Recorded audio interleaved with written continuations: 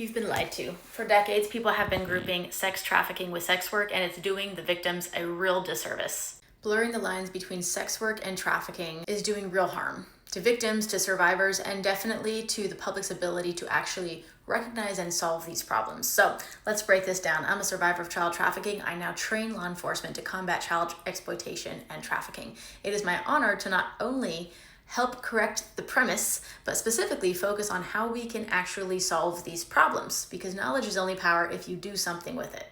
I've seen firsthand the incompetence, the lack of resources, the lack of training, and all the things that have led to things not being handled correctly. I'm using nice words, but I'm also here to help solve these problems because, like you, I recognize that the system is broken, intentionally. And unlike most people, I'm willing to throw my hat into the fray to help solve these problems because I've seen way too many survivors pay the price. I've seen way too many victims fall through the cracks. I've seen way too many people who need help get criminalized. I've seen way too many law enforcement departments and agencies be told to focus on the wrong thing, so we're not even putting band-aids on the right wound.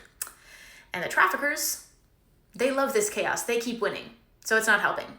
So let's make this simple. Sex work is consensual exchange between adults. We're not talking about children ever. Trafficking is forced fraud or coercion. There are many different types of trafficking. For the sake of this conversation, we're going to focus on sex trafficking. So there are many layers to this problem, and there's not a one-size-fits-all solution. However, when we blur the lines, we fail everyone involved. We fail to define the problem and therefore tailor our strategies to be effective at solving the problem, which is trafficking. Anti-trafficking laws are being used to silence sex workers. They're not protecting victims, and they're not making the bad guys go away. That's not justice, that's misdirection. That's exploiting the problem. And it's stopping us from getting the real resources and help to the people that are actually being trafficked and need help.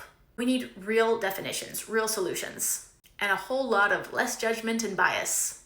If we want to stop trafficking, we have to stop confusing it with consensual sex work, or just sex work in general. It is a different body of water. Specifically, when we focus on child trafficking and exploitation, that's even in a separate body of water than adults who are being trafficked and exploited. There are a lot of nuances and complications when it comes to dealing with minors. So let's not overcomplicate an already complicated situation. And let's listen to survivors, especially the well-meaning people who are raising millions of dollars in the name of combating trafficking that are not combating trafficking. We need y'all to listen to the people who know what they're talking about so that we can direct resources to the appropriate